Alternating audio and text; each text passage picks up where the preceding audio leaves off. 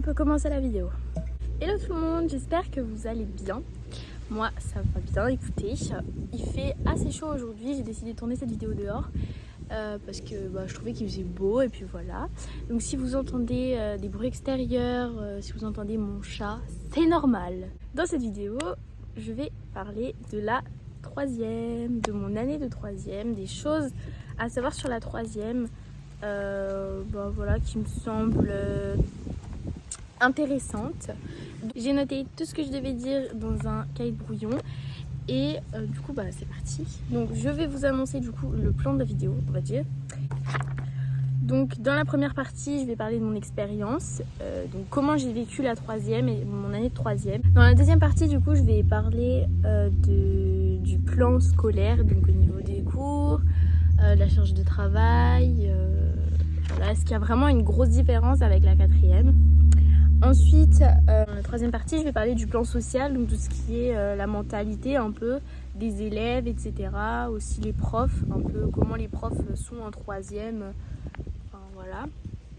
Et dans la quatrième partie, du coup, je vais parler du brevet, notamment du stress, de la pression scolaire, etc. Donc voilà. En tout premier, je vais parler de mon expérience, donc je vais parler de ma rentrée. Donc déjà, j'étais hyper stressée pour ma rentrée en troisième parce que j'avais trop peur de connaître personne dans ma classe, alors que en troisième, normalement, tu connais tout le monde. Donc voilà. Je suis vraiment tombée dans une classe. Je pense que j'ai jamais été au plus bas dans une classe en fait. Enfin, clairement, j'étais dans une classe pourrie quoi en fait, avec une ambiance pourrie et en plus je connaissais pas mal de monde dans ma classe, presque tout le monde, à part je crois 2-3 personnes et du coup heureusement que je connaissais certaines personnes dans ma classe parce que voilà, sinon ça aurait été terrible. Et heureusement que une certaine amie à moi que je connaissais de la quatrième était là parce que franchement, j'aurais pas imaginé mon année scolaire en fait sans elle. Clairement, ça a été vraiment un soutien psychologique en fait dans ma classe. Donc voilà. C'était une classe d'immature. Du coup, au niveau des profs, en fait, par rapport à certaines années, en fait, ils font la différence entre les élèves qui travaillent bien et les élèves qui foutent le bordel quoi. Donc, par exemple. Un prof va engueuler la classe parce qu'elle fout le bordel et elle va dire la prof oui alors sauf certains élèves qui franchement mettent, à part certains élèves qui font vraiment un très bon travail dans la classe, qui travaillent bien avec sérieux, etc., avec application en cours, avec participation, etc. Vraiment, il y a certains profs qui vont faire une différence. Après, moi, franchement, il y a toujours des exceptions. Donc, par exemple, moi, j'avais ma prof d'anglais. Elle faisait aucune exception. Elle mettait tout le monde dans le même sac, alors que tout le monde ne faisait pas n'importe quoi, en fait. Donc, bon, c'est pas très grave. Après, voilà, j'étais pas forcément d'accord avec certaines choses, mais bon, c'est un peu normal. Je vais aussi parler de l'emploi du temps. Alors, moi, j'avais vraiment un emploi du temps monstrueux. J'avais un super bon emploi du temps. Vraiment, il était incroyable. Genre, je faisais... à part le lundi, vendredi où je faisais 8h, 17h. Les autres jours, donc mardi et jeudi, c'était 8h, 15h. Donc, c'était super bien. Donc, vraiment, c'était trop bien. J'avais vraiment du temps pour travailler et tout, pour faire des belles fiches, pour bien m'appliquer, en fait, tout simplement. Et c'était vraiment sympa quoi d'avoir du temps pour faire tout comme il faut, voilà. Donc ça c'est vrai que c'est cool en fait. Mon emploi du temps il est vraiment bien, j'ai vraiment bien savouré. Je pense qu'au lycée ça va pas être la même, mais bon. Après dans ma classe il y avait beaucoup de personnes qui avaient des options. Moi j'avais option latin et je sais que dans ma classe il y avait des rugbyman, il y avait aussi des grecs, des gens qui faisaient grec et du coup des latins, donc ceux qui faisaient latin quoi. Enfin des latinistes et des hellénistes. Voilà, du coup c'était vraiment une classe avec pas mal d'options. C'était une classe que d'espagnol. Donc... Oh mon Dieu, ça fait du bien.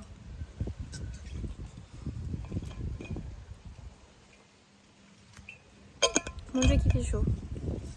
Personnellement le jour du brevet j'étais hyper stressée parce que c'était un peu bizarre et tout, mais j'étais vraiment très stressée. Après Une fois que j'étais en classe, que j'avais le sujet sous les yeux, ça allait beaucoup mieux. J'avais vraiment peur que le sujet, je le comprenne pas ou que je le comprenne pas quoi. Donc, bon. Après ça, c'est pas toujours tout le monde qui stresse pareil, mais bon voilà, moi je stressais parce que j'avais peur de pas connaître le sujet ou de pas y arriver ou quoi. Après, sachant que moi, j'ai eu des circonstances dans ma famille qui ont fait que j'ai pas pu réviser comme je le voulais.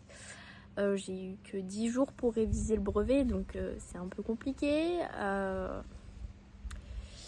Donc voilà, mais ça a été très dur émotionnellement ce brevet-là pour moi à gérer. Mais j'y suis arrivée, donc avec la mention très bien, comme je vous l'avais dit. Dans ma vidéo fourniture scolaire que j'ai eu ma mention très bien. J'ai eu 662 points sur 800 pour ceux qui veulent savoir. Avec du coup option latin qui m'a du coup apporté 20 points. Et donc mon oral du brevet je l'ai fait sur Simone Veil. J'ai eu 96 sur 100 au brevet. Après à mon écrit en français au brevet j'ai eu 63 sur 100, c'est nul. Non, j'ai eu 64. C'était pas ouf, surtout que pour mon brevet blanc, j'ai eu 74, donc bon, super. J'étais un peu dégoûtée, mais bon. Et en maths, j'ai eu 63, donc en vrai, ça va. J'ai eu 2 points de plus qu'au brevet blanc, mais bon, c'est pas grave. J'étais contente parce que bon, moi j'ai la moyenne, quoi. Et donc 63 sur 100, français maths c'est sur 100. Après en histoire j'ai eu 42 sur 50, donc c'est bien je trouve, c'est vraiment bien. L'histoire c'était facile, il y avait 0 date, j'ai pas compris pourquoi mais bon. Après quand je dis histoire c'est histoire géo EMC en tout quoi, j'ai eu ça. Après en sciences je sais pas ce que j'ai fait, je sais pas ce qui m'est arrivé, mais j'ai eu 27 sur 50, j'ai pas compris, j'ai vraiment pas compris. Et mais bon, franchement, j'ai eu mon brevet mention très bien, c'est tout ce que je voulais, donc voilà. Après, il y a des profs qui vont pas du tout vous parler de la prise de notes, mais qui vont plutôt vous dire ah, il y en a l'année prochaine, ils vont bien galérer au lycée, etc. J'espère l'année prochaine que vous allez tomber sur un dur à cuire qui va bien vous appâter, quoi. Franchement, des fois, il y avait des profs qui s'énervaient contre certains élèves de ma classe parce que, comme je vous ai dit, ils étaient un peu immatures, quoi. Mais après ça dépend vraiment des profs, ça dépend aussi des établissements. Donc voilà, moi je vous parle aussi de mon expérience. Donc sur chacun des points en réalité, par exemple, même sur le plan social, le plan scolaire, je vous parle aussi de mon expérience. Donc en réalité, c'est un peu une vidéo sur un peu toute mon expérience durant la troisième. Donc voilà quoi. Mais normalement, vous allez voir, les profs vous considèrent quand même de plus en plus comme des adultes. Ils vous parlent aussi beaucoup du lycée. Ils vont vous dire par exemple, oui, la prise de notes c'est hyper important, faut commencer dès maintenant. Voilà quoi. T'as le temps quoi avant de faire de la prise de notes, t'as toute la troisième et tout pour t'entraîner. Donc c'est vrai qu'il y avait des profs qui nous lâchaient vraiment pas avec la prise de notes, c'était un peu lourd quoi. Au niveau des cours, est-ce qu'il y avait vraiment une grosse différence entre la quatrième et entre la quatrième et la troisième quoi? Est-ce qu'il y avait vraiment un pas vraiment qui s'est franchi? Pas vraiment en réalité, puisque il y a des choses que je comprenais pas vraiment en quatrième que j'ai vraiment bien compris en troisième, surtout en maths. Voilà. Et mais franchement, globalement, au niveau des cours, ça allait à peu près. Après, un conseil que je peux vous donner pour pas que vous vous mettiez la pression tout au long de l'année, c'est de vraiment, dès que vous avez une leçon, vous l'apprenez. Vous apprenez vraiment au fur et à mesure, comme ça. Pour le brevet, quand il va falloir tout réviser, parce qu'il faut tout réviser pour le brevet, toute votre année troisième, il faut tout réviser. Le jour où vous devez réviser pour le brevet, au moins c'est pas quelque chose de nouveau quoi que vous allez apprendre, c'est vraiment des révisions quoi, des vraies révisions. Donc au moins c'est des choses que vous avez déjà vues, que vous avez déjà appris, donc forcément vous allez quand même vous en rappeler. C'est pour ça que c'est important d'apprendre chaque leçon au fur et à mesure de l'année, comme ça vous allez vraiment bien vous en sortir pour le brevet, vous aurez presque pas besoin de beaucoup réviser quoi. Donc vraiment ça c'est un conseil hyper précieux que je vous donne. Pour ce qui est du brevet, donc du coup je vous ai parlé des révisions juste avant. Voilà, vraiment apprendre ses leçons au fur et à mesure de l'année, c'est vraiment un conseil très précieux que je peux vous donner parce que déjà ça entraîne votre mémoire à bien tout retenir et c'est beaucoup plus simple après pour tout réapprendre le jour où vous devez réviser pour le brevet. Ensuite, moi ce que j'ai acheté pour bien réviser le brevet, c'est un maxi annal du brevet. Donc en gros c'est un cahier avec du coup toutes les matières qu'il y a au brevet. Donc maths, français, histoire géo, EMC, physique, chimie, SVT, techno. Et vous avez aussi une petite partie sur l'oral, donc des petits conseils tout simplement pour votre oral. Donc je trouvais ça assez sympa, par exemple d'écrire une image, etc. Enfin, vraiment j'ai bien aimé, il était vraiment super bien fait ce cahier quoi, enfin ce carnet. Donc voilà, par exemple du calcul littéral, etc. en maths. Enfin, je trouvais ça super sympa. Après vous avez la correction avec les méthodes du prof et tout, donc c'est super bien. Moi j'ai bien aimé et ça m'a permis de vraiment bien réviser et tout. Vraiment c'est super bien pour s'entraîner. Moi je vous conseille vraiment d'en acheter. En plus vous avez en fait c'est plein de brevets de différents pays. Donc par exemple vous avez je sais pas moi, vous avez le brevet d'Asie par exemple de 2018, voilà, en français, la première partie. Voilà, plein de choses comme ça et c'est super sympa je trouve. Ce que j'ai bien aimé aussi dans ce cahier d'exercice, c'est que vous avez en fait le détail de l'épreuve. Bon, vous avez le sommaire, mais ça c'est logique. Et vous avez du coup l'épreuve en bref. Donc par exemple l'épreuve des maths, elle dure 2 heures, c'est sur 100 points. Après le français, en français vous avez donc 2 parties. Vous avez la première partie c'est 1h30, c'est sur une étude de texte avec quelques questions grammaticales et quelques questions de compréhension de texte. Vous avez voilà du coup plusieurs questions sur ça et après vous avez la dictée. Donc la première partie fait 1h30 et la deuxième partie elle fait aussi 1h30 et c'est sur la rédaction.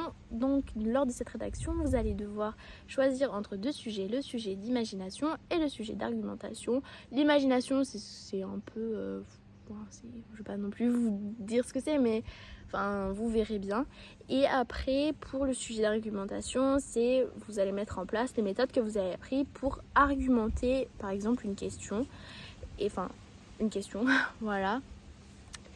Et donc vous allez devoir démontrer du coup plusieurs arguments qui vous font dire oui ou non. Si oui ou non vous validez en gros la question posée, si vous êtes d'accord avec la question posée ou pas. Voilà. Donc pour ce qui est du stress, alors c'est je pense quelque chose qui va être assez regardé je pense. Cette vidéo parce que forcément il y a ceux qui passent en 3e je pense qui sont assez stressés ou pas hein. Il y a des gens qui ne sont pas stressés par le brevet, mais qui n'est pas stressé par le brevet? C'est bizarre. Donc voilà, du coup moi franchement j'ai pas vraiment d'astuce pour gérer son stress parce que même moi j'arrive pas à le faire, donc je vais pas vous dire comment le faire. Chacun a un stress différent, donc c'est assez c'est très différent. Chacun gère son stress comme il l'entend et comme il peut aussi. Et moi ce que déjà je vous disais tout à l'heure, c'est du coup d'apprendre au fur et à mesure vos leçons. Après ne vous inquiétez pas si vous avez toujours eu des bonnes notes, que vous avez toujours été une élève studieuse, franchement il n'y a pas de raison en fait que vous n'ayez pas votre brevet. En plus maintenant il y a le contrôle continu, donc déjà le contrôle continu ça aide beaucoup. Il y a aussi du coup l'oral, donc l'oral c'est quand même en général plus simple que l'écrit je trouve, enfin c'est plus simple à gérer je trouve au niveau du stress. Et après je sais pas trop hein. Après c'est sûr le jour des épreuves vous allez être stressé, mais en fait c'est normal, enfin tout le monde est stressé le jour des épreuves, c'est notre premier examen national, c'est super stressant en vrai, mais Franchement, ne vous inquiétez pas, faut pas que vous soyez submergé par le stress, faut pas que le stress vous fasse faire n'importe quoi ou vous empêche de réfléchir, parce que sinon c'est hyper nocif en fait, ça va vraiment nuire à vos résultats et c'est un peu dommage. Mais c'est du coup là tout l'intérêt en fait du contrôle continu, parce que le contrôle continu il est vraiment là pour vous évaluer tout au long de l'année, et si vous foirez vos examens, bah c'est pas grave, votre contrôle continu prouve que vous avez été un bon élève ou une bonne élève. Donc il n'y a vraiment pas de problème à avoir là-dessus, je pense. Après, si vous vous avez de grosses difficultés à l'école, ou même que vous n'avez jamais été un élève ou une élève vraiment très bosseur, quoi. Donc ça va être assez compliqué le brevet. Non, mais en vrai, je connais quand même des personnes qui étaient vraiment pas très fortes à l'école et qui pourtant ont eu leur brevet. Donc franchement, vous inquiétez pas, le brevet c'est vraiment pas compliqué. Enfin, franchement, je pense que cette année, notre brevet, nous, il était vraiment facile, mais je pense que même un élève de 6e peut le faire. Vraiment, le brevet peut le comprendre. Enfin, franchement, c'est pas compliqué à comprendre. Enfin, dites-vous qu'ils vont pas vous mettre un truc que vous ne savez pas faire, c'est pas insurmontable, parce que tout le monde, enfin, ils vont pas vous mettre en difficulté, hein, ceux qui font les sujets, hein. C'est un peu le but, c'est que vous réussissiez, donc c'est pas que vous échouiez, donc voilà. Mais dites-vous que le brevet, ce n'est pas insurmontable. Voilà, vous allez y arriver. Ayez confiance en vous et franchement, ne vous mettez pas la pression inutilement. Travaillez quand même. Moi, j'avoue que bon, j'ai pas travaillé non plus énormément, quoi. Mais franchement, c'est pas. J'ai quand même eu mon brevet. Hein. J'ai pas travaillé jour et nuit. Enfin, franchement, il y a des jours où j'ai pas non plus énormément travaillé, donc faut pas croire que c'est insurmontable le brevet. C'est pas le bac non plus, hein, donc faut vous rassurer. Hein. Bon, j'espère que cette vidéo vous aura plu, j'espère qu'elle vous aura aidé sur certains points, j'espère que vous aurez appris des choses et j'espère que je vous ai rassuré sur le brevet. En tout cas, c'était mon but, donc voilà. Je vous souhaite une très bonne fin de vacances et une bonne rentrée si je poste pas d'autres vidéos d'ici là. Et voilà, je vous fais plein de gros bisous. À bientôt!